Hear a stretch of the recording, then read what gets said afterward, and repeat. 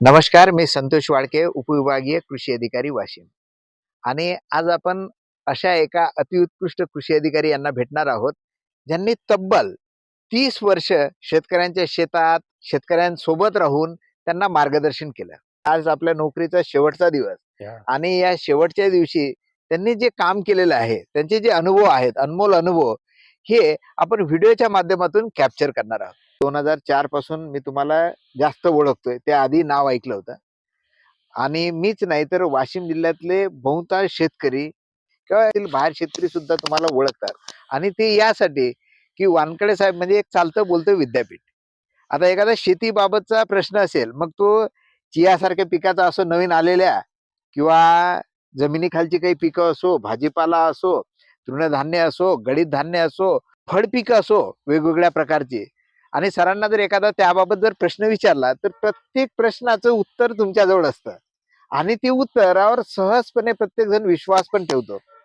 तर एवढं तुम्ही स्वतःला अपडेट कसं ठेवलंय? म्हणजे एवढं ज्ञान एका डोक्यामध्ये ठेवणं दैनंदिन कामकाज सर्व सांभाळताना, आणि कुठलाही फोन कोणत्या वेळेस करतोय, तुम्हाला कुठं पुस्तक पाहायचं काम पडत नाही, तर हे कसं आत्मसात नाही, केलंय? याच्यात कसं एक तर आवड होती पहिल्यापासून. हा. बी-एससी, एम-एससी झाले तेव्हापासून शेतीची आवड होती आणि पहिल्यापासून शेती आपण शेतकरीच असल्यामुळे शेताबद्दल तर सुरुवातीपासून नॉलेज होतं आणि ग्रॅज्युएट, पोस्ट ग्रॅज्युएट झाल्यानंतर जेव्हा डिपार्टमेंटला आलं, हा. त्यावेळेस मला एक आवड झाल्यामुळे मी काय करायचो मार्केटमध्ये जेवढे पुस्तक उपलब्ध असायचे पिकांचे, हा. मराठी, इंग्लिश, हिंदी ते सगळं पुस्तके विकत घ्यायचं आणि हा प्रवास जवळपास माझा कंटिन्युअस 27-28 वर्ष सुरूच आहे. आणखीनही जवळपास सुरू आहे.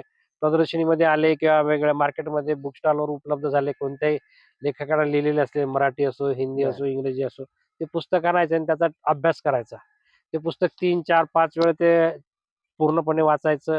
पुन्हा त्याच्यातल्या काही अडचणी आल्या, मग सुरुवातीला सगळ्या काही अडचणी अशा डायरेक्ट सोडवता येत नव्हत्या. बर. शेतकरी विचारत होते, मग त्यावेळेस काही नसलं ते पुस्तकात बघायचं आणि मग असं करत करत गेली 25-30 वर्ष झालं, की आता बर. पुस्तकाची गरज नाही. त्याच्या ज्या काही किडी असो, रोग असो किंवा अन्नद्रव्याबद्दलच्या समस्या असो किंवा शेतातल्या इतर गोष्टी असतील, ह्या मात्र आता त्या कळून गेल्या. त्यांनी तिकडून सांगितलं, की त्या लक्षणांना आपल्याला इकडे कळतं, की बरोबर. त्याचं काय त्याच्यावर पर्याय द्यायला पाहिजे. बरोबर. म्हणजे हे करताना आणखीन एक जाणवतं, की तुम्ही पुस्तकातूनच फक्त ज्ञान घेतलं नाही, तर तुमच्याकडे शेती पण आहे. शेती होती, म्हणजे विथ तुम्ही पेपर. प्रत्येक प्रयोग तुमच्या शेतामध्ये केले. तर मला जाणून घ्यायला आवडेल, की तुमच्या शेतामध्ये तुम्ही कोणकोणत्या प्रकारची पिकं आतापर्यंत घेतली मी आणि द्राक्ष शेतकऱ्यांना त्याबाबत मार्गदर्शन केलं? द्राक्ष सोडून सगळ्याच प्रकारची पिकं घेतली आहे.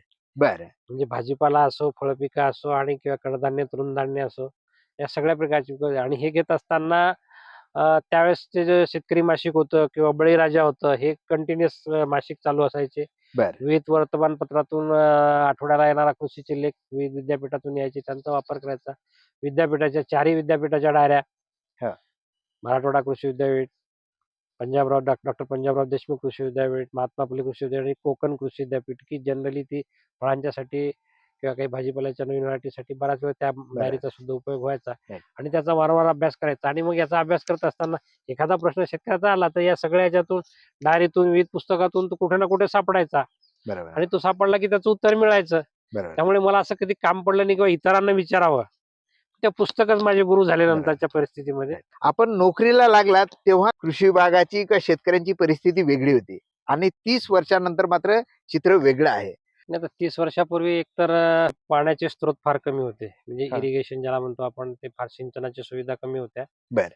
ठिबक नव्हती. तुषार नुकतंच त्यावेळेस आलेलं होतं. काही प्रमाणात ठिबकही होतं, पण जिल्ह्यापर्यंत पोहोचले होते आणि त्या अनुदानाच्या योजना पण त्या फार फार प्रमाणात कमी थोड्याफार सुरू झाल्या होत्या आणि लोकांकडे विहिरी नव्हत्या, धरणं नव्हते, पाझर तलाव नव्हते.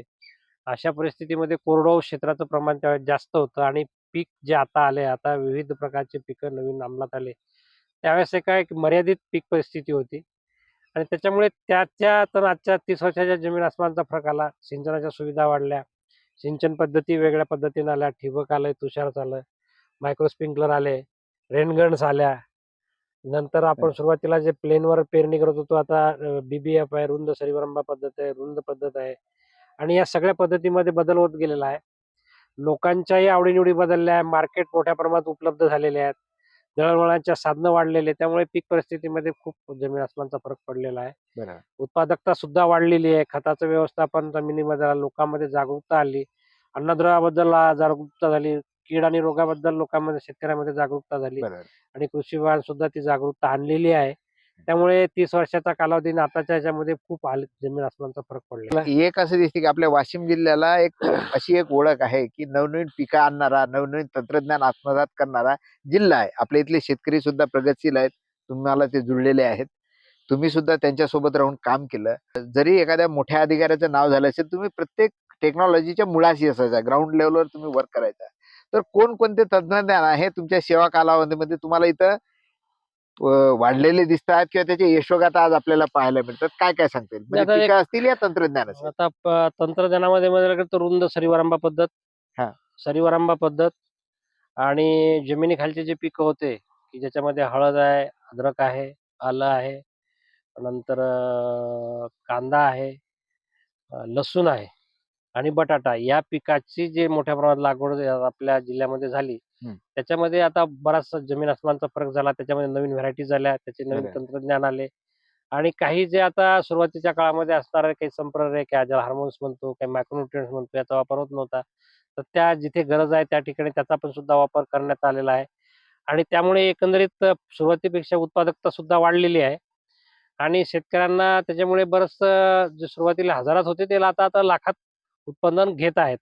ही एक म्हणजे झालेलं आहे.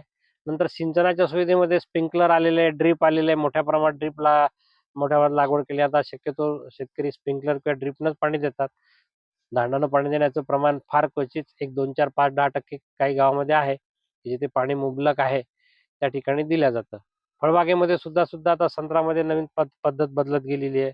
इंडो इस्रायल टेक्निक आला त्यामुळे उत्पादकता वाढली आहे. हाय डेन्सिटी पॉप्युलेशनमध्ये लागवड संत्र्याची झाली, आंब्याची झाली, सीताफळाची झाली, पेरूची झाली, याच्या सुद्धा शेतकऱ्याचं उत्पादन आलं. ह्या बाबी त्यावेळेस नव्हत्या. ह्या आता या मागच्या 5-10 वर्षामध्ये त्या बरोबर. मोठ्या प्रमाणात बदल होत गेलेला आहे. आता तुम्ही एवढं स्वतः हे ज्ञान घेतलंय, 30 वर्ष सेवा पण दिलेली आहे. या तुमच्या अनुभवावरून जे आता कृषी विभागामध्ये मोठ्या प्रमाणात अधिकारी नियुक्त झाले, त्यांच्यासाठी काय संदेश असेल? त्यांच्यासाठी त्यांनी कमीत कमी आता मी 2 तास अभ्यास करतो. त्यांनी कमीत कमी अर्धा तास तरी रोजचं कृषीबद्दल नवीन अपडेट घ्यायला पाहिजे बरोबर. आणि त्याच्या नोंदी ठेवायला. जसं आता मी अभ्यास करतो, मी नुसतं वाचत नव्हतो. मी त्याच्यात ज्या मला आठवत नव्हतं किंवा नवीन दिसायचं, त्याच्या मी नोट्स डेली काढतो. आताही माझ्याकडे डेली आहेत. त्याच्या बरोबर. 5-6 डायऱ्या माझ्या भरलेल्या आहेत. मला कशाबद्दल जर विचारलं, की त्याच्याबद्दलचं काय असेल, तर मग मला नाही जरी आठवलं, तर मी त्या डायरीमध्ये जर त्या डायरी चाळलं, कुठे ना कुठे माझी त्याची नोंद झालेली दिसते. बरोबर आहे. तर त्या पद्धतीने नोंदी घेणे, शेतकऱ्याच्या समस्या काय त्या आहे ना, मोठ्या प्रमाणात समस्या कुठल्या आल्या, कशा आल्या, कोणत्या पिरियडमध्ये आल्या, त्याचा कालावधी काय होता, त्यावेळेस हवामान काय होतं, पाऊस किती पडलेला होता, त्यामुळे त्या आल्यात का, कशामुळे आल्या, धुकं होतं का नव्हतं, ह्या सगळ्या गोष्टीच्या आता मी त्या माझ्या नोंदी घेतल्या. त्यामुळे त्या नोंदीमुळे मला आता ते कुठलाही समस्या जर असेल, तर ती पटकन लक्षात येते आणि त्याच्यावर पर्याय काय, बरोबर. त्याचं कसं निवारण करता येईल, हे लगेच सांगता येतं. खूप छान. मी आपल्या परिवाराचे मनपूर्वक धन्यवाद व्यक्त करतोय कृषी विभागाच्या वतीनं, की आपण कृषी विभागामध्ये 30 वर्ष सेवा दिली, शेतकऱ्यांसाठी काम केलंय आणि ते फक्त साधं काम नाही केलं, तर स्वतःला प्रत्येक टेक्नॉलॉजी बाबत अपडेट ठेवलं.